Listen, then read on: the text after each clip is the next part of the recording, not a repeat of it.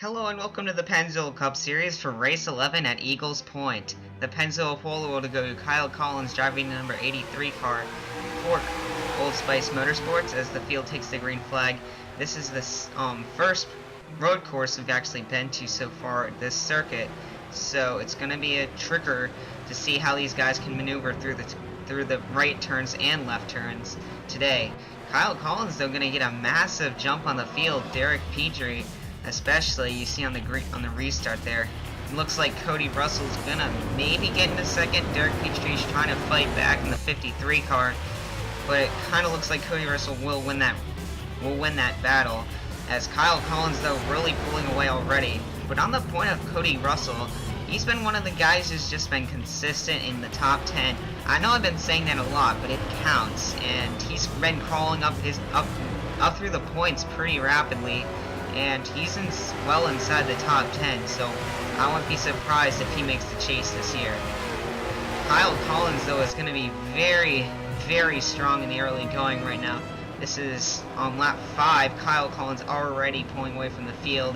You see pulling into 4th, that's Kyle Singer in the 11 car, trying to overcome his blown motor from last week at Dover, although the race wasn't going too well as beforehand.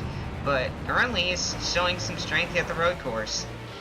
Zach Cars in the number 9 car had an extremely well run, finished 3rd last week from pit strategy, as other drivers complained about them having worse fuel mileage and whatever that. But Zach Cars played it out perfectly. He said he was saving fuel, and in the end it worked out for him. I see someone in the grass. That is Michael Jones. And that was a bad spot for him in practice. He almost went off there. Yeah, it looks like he kind of got it loose battling with Jack Newman in the 7 car. And that's going to be some pretty heavy damage to your second place in the points driver. Ryan Dunn, however, is not your first place anymore. That's actually belonged to Derek Petrie now. But Ryan Dunn fell to 3rd after last week after a disappointing, I believe, 17th. Still earned some points, but not enough to hold the lead, even get 2nd. But Ryan Dunn is where he needs to be right now. As you see, there is your points leader right there. Derek Petrie currently running 3rd, so actually Ryan Dunn isn't where he needs to be. That's where he needs to be if he wants to gain at least a little bit on him, but not much. Arsha Sane in the 63 car is making a run back in that original colored 63 car, but that's not the last time we're going to see those beautifully colored cars, the beautifully colored Blue Thunder car.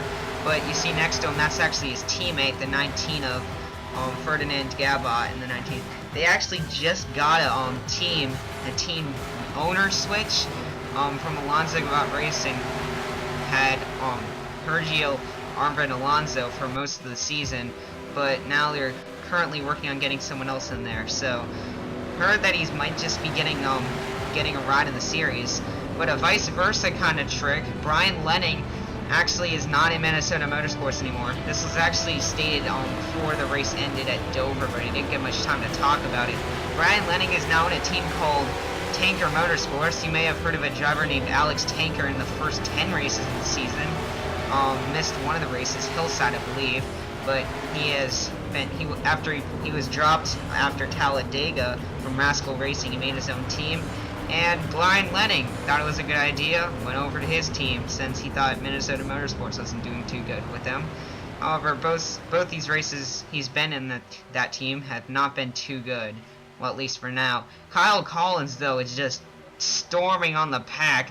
That 83 car winner from Bristol and dominant car at Dover. Very, very good looking car. They did not bring the suspension from Dover, obviously, to this road course, but it definitely looks like he does with the dominance he's showing. He's either in the back in the race, he's not in a in-between kind of situation. He's in the front dominating or in the back, kind of way back. Jacob Tube is a prime example. He was really far in the back. In fact, he was like 30th, I believe, before Dover, but now coming into Eagles Point, he's 22nd. Out a win last week at Dover really helped out that team. Tektronix Motorsports go from deep in the hole to actually $200 plus on his profits. so that team very happy after that race, as well as Ford's first win. A team that really does need a good run, though, is the 99 crew, as they did have a somewhat decent race, 15th last week, but that team has just been falling through the ranks. 4th place currently on the track right now, but definitely less than that in the points, despite being, I believe, 3rd at one point in points.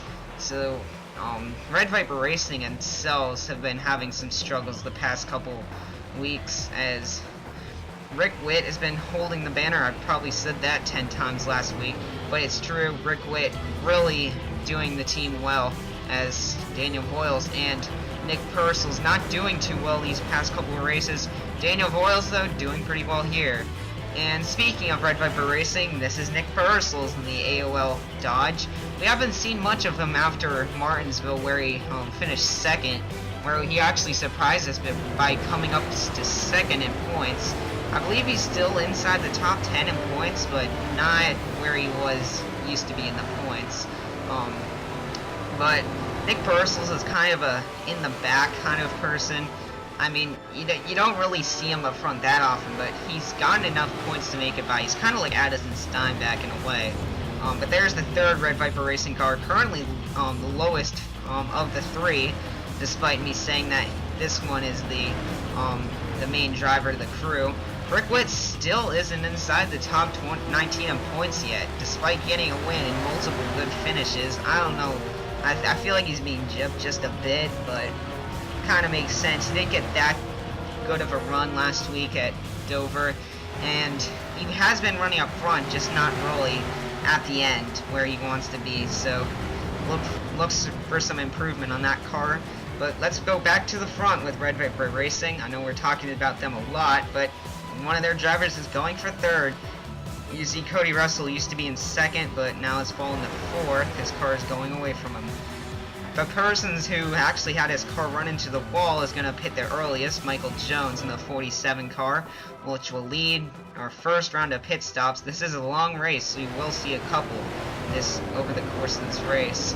Now, I want to zone in on one of our first-timers this race. You just saw him go by right there. He's actually the 2nd Pontiac driver in the field. This is Jeff Fair for Canadian Motorsports.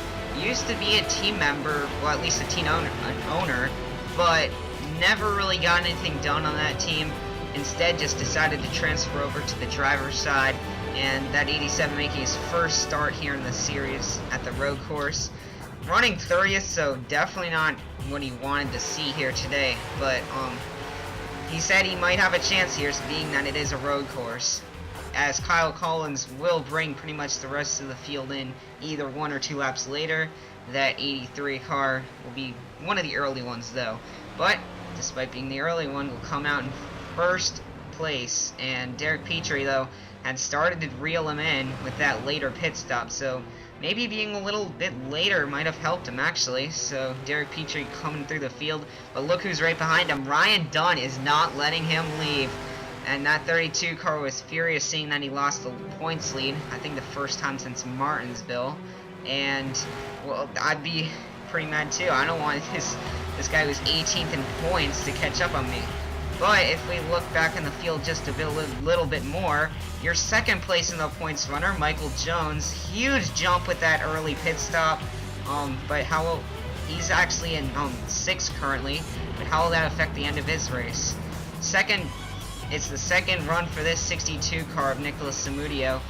Got a fairly decent qualifying start inside the top 20, I think in the back though. But the 62 car, I believe he ran at race 9, can't remember the race off the top of my head, Kansas. Didn't have a good run there after being wrecked out, but looking for luck here. Kyle Collins, though, you may have seen Derek Petrie pull in, but Kyle Collins has pulled out twice as much, and that 83 car is on fire, and I don't know what's he's pulled out, but I don't know. Old Spice Motorsports has been a pretty good handling team in the past couple, in the entire course of the season so far. They've had a few people drop out, like Robin Shannon currently, but mostly all of their drivers are in. Here's one of their drivers, Matt Hotchkiss, actually the 2nd highest in the points in their fleet of 4 cars. Matt Hotchkiss started, like we said last week, started off the year like he was going to be one of the lower ones, but really has picked his game back up and been a silent driver, just coming to the front. In fact, he's running 10th right now, so the 55 is right where he needs to be. He's 11th coming into this race, so just if he can make it in the points, that'll be fine. Then he shows what he's really made of in that 55 car. But we're going to see some more pit stops. Kyle Collins coming down again. You see Daniel Voiles just might have taken the lead there, as he did come across in front of Cody Russell though. So as pit stops are underway, Derek Petrie though will actually remain out in the lead pack. Excuse me there. Ryan Dunn will not pit with him yet. Excuse me, this is actually after pit stops. Derek Petrie and Ryan Dunn get in front of Kyle Collins. Must have been a slow pit stop. And tough look for the 83 car, but there's still long ways to go in this race. And we're focusing on the 31 car, currently way back in the field. That 31 not having a good time running in the back here. You see Jay Barker in the 2 car back there as well. Both these drivers were high in the points. I'm just gonna focus in on Jay Barker here for a second. Jay Barker was kind of high in the points at one point, but has not shown anything this season. Coming into the Bud Shootout, we thought he was going to be the main driver, the number 1, but hasn't turned out that way. Instead, he's been one of the lowest. Jay Durrell, however, he was suspected to be kind of the opposite, but not too much. That 43 car was 3rd in points going into Dover, but after being wrecked on the first lap, fell to 6th, and looking for a good follow-up race to this to just get him up higher in the points. But bump and run by the 83 car. He wants that lead back, pushing the 32 car out of the way, and saying, "Here comes the Old Spice Motorsports power in the Toyota Camry." As there's the 12 and the 11, they're actually battling for, I believe, 9th in the back here. Webster Zygarde and Kyle Singer both had terrible runs last week, looking for a good points run this weekend. Definitely being inside the top 10 is a good way to do that. Orida still on the 12 car, I believe, for one more race after this. Cody Russell, I gotta say, that car is really strong, and he's had strong cars the past couple of weeks. Minnesota Motorsports is pretty much having one driver be consistently good week in and week out, and that's the 77 car. Daniel Voiles, oh my. And I kind of saw that coming. AJ Davidson looked like he wanted to come down pit road. Here's a replay as onboard Daniel Voiles. There's nothing he could have. Oh, that was a hard hit. Almost full speed into the pit wall.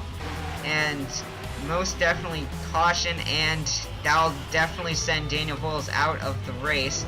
Kyle Collins making an early move on the 53 car as we take the green flag. Ryan Dunn 3rd, Cody Russell 4th, Jacob 2 5th, Michael Jones 6th.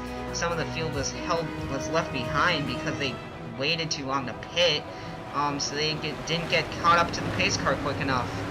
And yeah, you see the gap right there. Not too far behind, but pretty big difference if you think about it. It is a road course after all. Kyle Collins, well, that caution helped him, and he'll just grab the lead again 2 laps after the green flag.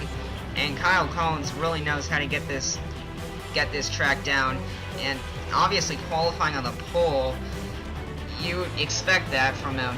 But anyways, Kyle Collins will duck it down pit road about 10 laps later, leaving Derek Petrie with the lead, and Ryan Dunn will stay out as well. So Kyle Collins seems to be one of the earlier pitters in the field. But if we look at where it comes out, Derek Petrie and Jacob 2 now in 3rd just have no room to talk with the 83 car. He just pulls away. You see Ryan Dunn actually has fallen, I believe, to 6th. So slow pit stops plague him today, as Kyle Collins, though, look at that gap, and I'd be amazed if he doesn't end up winning this race. Here's Brian Boone. He's currently running 7th in that Big Lots Dodge, excuse me.